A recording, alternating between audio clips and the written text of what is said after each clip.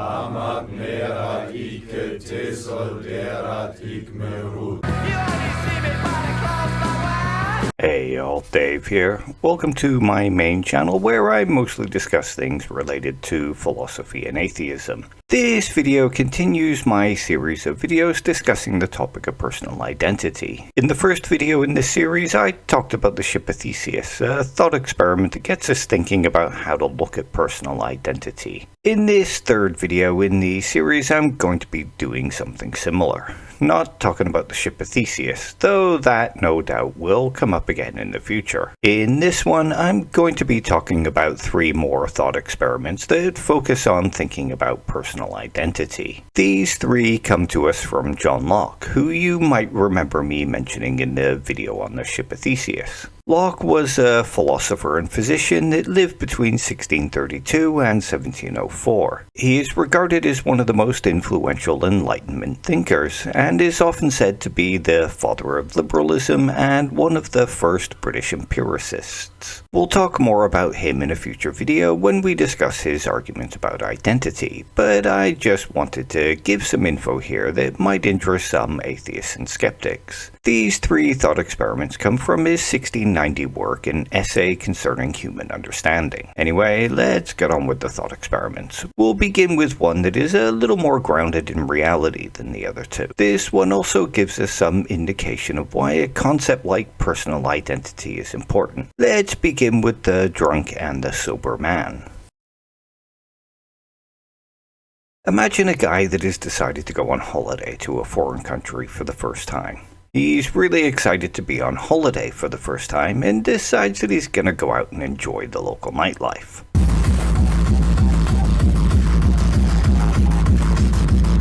However, he decides to enjoy it just a little bit too much and he gets completely shit-faced. The kind of drunk where you wake up the next morning wondering what happened the night before because you can't remember a single thing.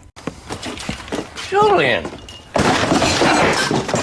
What his memory is failing to tell him is that he decided to walk back to the hotel the night before. While walking home, he decided the best way to end the night would be to pick a fight with the guy he thought was looking at him a bit funny and leave the other guy with a broken jaw. Would we say that the man that woke up in the morning was the same man that broke the other guy's jaw? He was drunk and behaving in a way that he normally would not when he hadn't been drinking. In fact, he wouldn't even normally behave that way when he was drunk, or at least his normal levels of drunk. The only reason he behaved like that was because of just how drunk he was. Does the fact that he behaved in a very untypical of him way mean that he was a different person? What about the fact that he was drunk and can't remember any of the events? Does that make the sober version of him a different person to the drunk version of him? Does any of this affect the moral or legal responsibility he has when it comes to the assault? Well, you consider some of these things. Let's move on to another of Locke's thought experiments.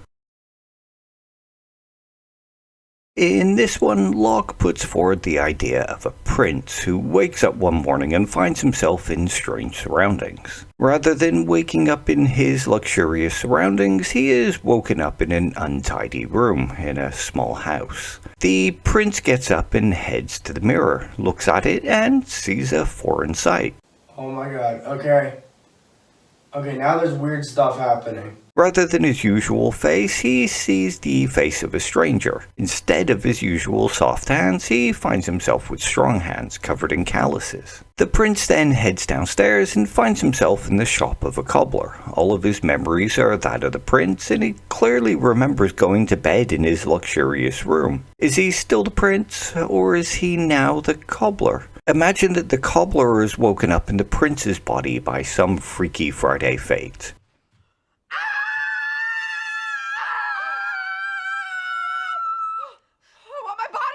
Is the cobbler now the prince?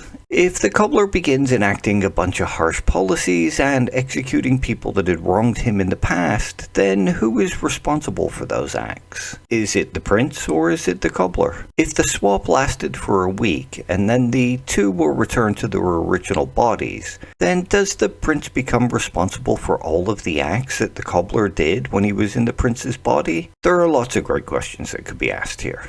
I've left some unasked so that you can try and formulate some of them yourself, and also because some of them will be asked in later videos. But while you ponder on what some of these questions could be and the answers to the ones I just asked, I'll move on to the next thought experiment.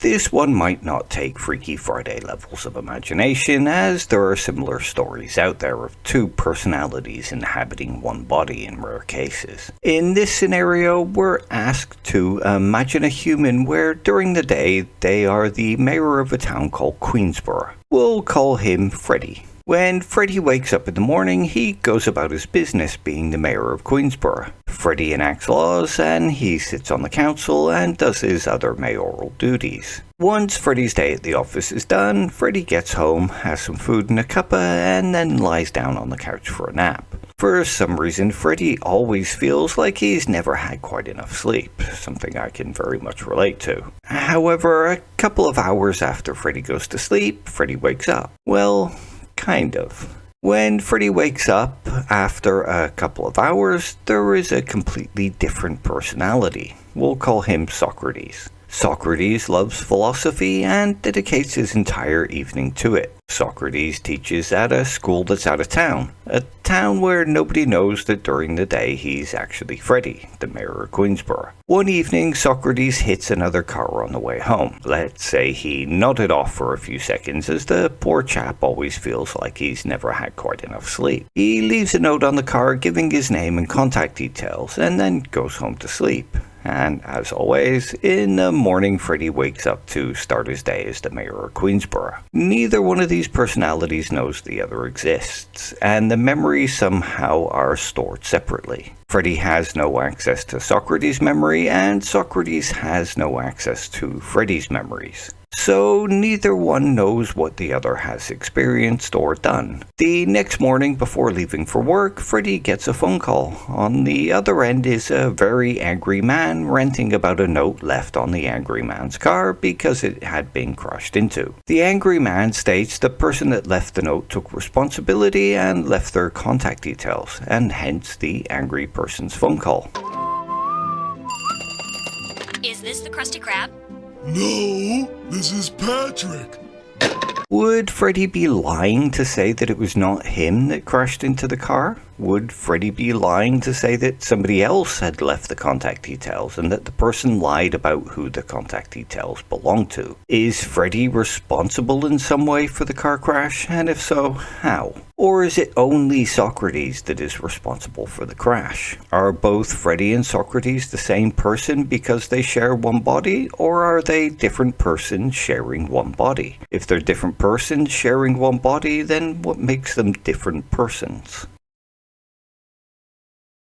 And yeah, we'll end this one here, as it's simply the thought experiments given by Locke in his work and essay concerning human understanding. Hopefully you found them as interesting as I did when I started my studies. I know that I haven't quite got around to defining what personal identity actually is yet, but that will come in the next video. And after that, we'll begin discussing John Locke's stuff on personal identity in the aforementioned work. I just wanted to get you familiar with the kinds of ideas and questions that we'll be looking at, the kinds of questions that are asked, and a couple of basic concepts before we really begin. Think of it as laying a foundation for the house that's going to be built. Anyway, that's it for me. If you found this interesting or useful, then don't forget to give the video a like, and if you think someone else might find it interesting or useful, then give it a share too. Both of these things would really help me out as a small channel. Give the channel a subscribe if you want to see more content like this from me. All three would make my day. I also have a Patreon if you have a buck or two to spare each month to help out a struggling philosophy enthusiast and communicator trying to get other skeptics and atheists enthusiastic about the subject. See you soon. I hope life treats you well. Until the next time, take care. Bye.